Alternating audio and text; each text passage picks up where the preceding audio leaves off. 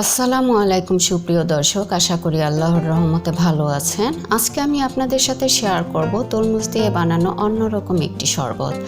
আশা করছি সারাদিন রোজা রাখার পর ইফতারে এই শরবত খেতে যেমন ভালো লাগবে তেমনি স্বাস্থ্যের জন্যও বেশ উপকার। তাহলে চলুন শুরু করা যাক। এই শরবত তৈরি করার জন্য এখানে আমি 3 কাপ লিকুইড দুধ নিয়েছি। আপনারা আপনাদের প্রয়োজন মতো নিয়ে নেবেন। দুধ ভালো করে জাল করে নিচ্ছি। একটু পরপর নেড়ে দিচ্ছি যেন সর না পড়ে। এর মধ্যে দিয়ে দিচ্ছি 2 টেবিল চামচ গুঁড়া দুধ। আপনারা চাইলে গুঁড়া দুধ দিয়েও এই শরবত তৈরি করে নিতে পারেন। লিকুইড দুধের সাথে গুঁড়া দুধ দিলে এর স্বাদ একটু বেড়ে যায়, এই জন্য আপনারা চেষ্টা করবেন গুঁড়া দুধ দিতে। আর একটু পরপর নেড়ে দিবেন যেন সর না পড়ে, কারণ সর পড়লে দুধের স্বাদ কিছুটা পানসে হয়ে যায়। এটা খেয়াল রেখে দুধ জাল করে নিতে হবে। দুধ জাল করা হয়ে গিয়েছে। এখন একটি হাঁড়িতে পর্যাপ্ত পরিমাণ পানি বসিয়ে পানি ফুটে উঠতেই এর মধ্যে দিয়ে দিচ্ছি 1/2 কাপ সাবুদানা। আমি সাবুদানা না ধুয়ে সিদ্ধ করে নিচ্ছি। আপনারা চাইলে সাবুদানা ধুয়ে সিদ্ধ করে নিতে পারেন। যখন দেখবেন এরকম ক্রিস্টাল হয়ে গিয়েছে তখন বুঝে যাবেন সাবুদানা সিদ্ধ হয়ে গিয়েছে। এখন একটি স্ট্রেনারে দিয়ে সাবুদানা পানি ঝরিয়ে নিচ্ছি। আপনারা চাইলে এই সময় ঠান্ডা পানি দিয়ে সাবুদানা ধুয়ে নিতে পারেন, এতে করে সাবুদানাগুলো দানা বেঁধে যাবে না। একটি বাটিতে 1 কাপ পানি দিয়ে 2 টেবিল চামচ তোকমা দিয়ে ভিজিয়ে রেখে দিচ্ছি এক সাইড করে।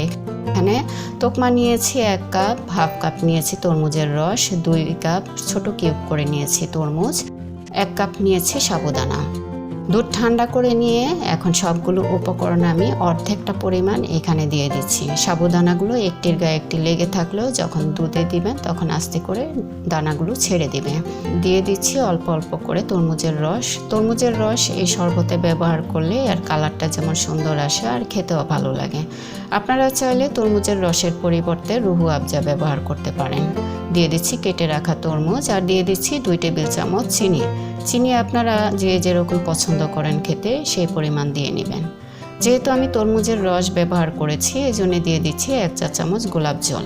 আপনারা যদি রুহু আফজা ব্যবহার করেন সেই ক্ষেত্রে গোলাপ জল দেওয়ার প্রয়োজন নেই। বাকি উপকরণটুকু আমি দিয়ে দিয়েছি এবং ভালোভাবে মিশিয়ে ফ্রিজের নর্মাল চেম্বারে রেখে দিয়েছিলাম। এখন ফ্রিজের নর্মাল চেম্বার থেকে বের করে পরিবেশন করে নিচ্ছি। আপনারাও ঠিক এইভাবেই ইফতারের আগে ফ্রিজের নর্মাল চেম্বারে রেখে পরিবেশন করে ইফতার করবেন, এতে করে খেতে যেমন ভালো লাগবে এবং স্বাস্থ্যের জন্যও ভালো।